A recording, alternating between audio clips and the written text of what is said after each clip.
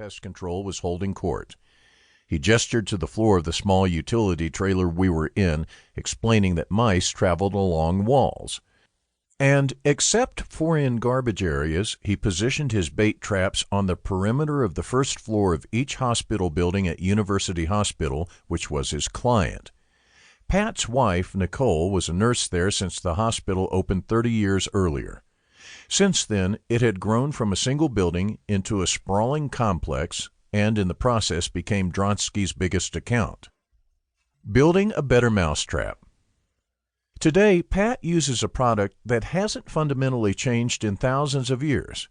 Bait the trap with tasty food, wait for it, and close the door behind, trapping the animal inside. Pretty simple and pretty effective. But we had a better way. We were literally building a better mousetrap with the Internet of Things, IoT. Pat's office was parked behind his apartment building on Staten Island, New York. Hurricane Sandy had flooded his brick-and-mortar office a couple of years earlier, so he set up camp close to home and grew to like it that way. Generally, it was plenty big enough for him, his son, and his dog, but today it was a little cramped as our entire product validation team squeezed in to hear what Pat had to say. Acme Pest, my client, was in the early stages of building its IoT product, and we were visiting end users like Dronsky to validate our initial ideas. Besides me, the team included Acme's head of sales, its regional manager, and Jeremy and Jordan, the grandsons of Acme Pest founder who were now running the show. Our team, along with Pat and his not-so-bright French bulldog, Rocky, and the topic made for one of my most memorable product validation meetings to date, and I've been doing them for 20 years. This was day 2 of a 5-day road trip, traveling together in a van visiting 2 prospects a day to validate our IoT mousetrap. I'll revisit a couple of other validation meetings later in this book. Acme Pest was founded 50 years earlier by a Hungarian chemist who discovered that the wallpaper paste he invented had a propensity to stick to any mouse that came too close. Like any good entrepreneur, he saw an opportunity and pivoted, moving his family and business to the Bronx, where his company still stands today. His son grew the business tremendously by expanding into commercial pest control.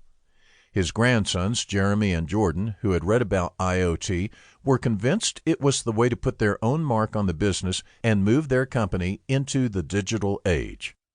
As part of their homework, they attended Internet of Things World, where they were students in my workshop. After liking what they learned, they hired me to advise Acme Pest on how to best leverage IoT for their business and for a new product line. Their distribution chain includes big pest control distributors, which sell their traps to pest control companies, like Dronsky Pest Control, which sell their services to their clients, such as hospitals. IoT is going to turn the pest control industry upside down, and along with it all businesses within each layer of its distribution network. Later in this book, we will discuss how IoT enables ecosystems and the profound effect they will have on Acme's industry, competition, and products. The Silicon Valley is coming. Like the pest control business, your channel, and your industry are also going to experience major changes. Your company may be headquartered thousands of miles away from where I live in the Silicon Valley, but whether you like it or not, the Silicon Valley, with its data-driven culture, is coming to you. Will the Internet of Things affect you? As the Internet extends its reach into physical objects and becomes the Internet of Things, it will rewire every industry in its path. What's considered a futuristic product today will soon become commonplace. IoT will become an integral part of every enterprise and every consumer, commercial, industrial, and infrastructure product. The Internet of Things will be as transformative to business as the Internet was, and if you stop and look, we are already witnessing the beginning of these changes all around us. Consumer IoT. Our homes have gone from dumb to automated to smart, blending together security, energy management, and convenience. Inside, they are being furnished with connected products, from toothbrushes to appliances to beds. On our bodies,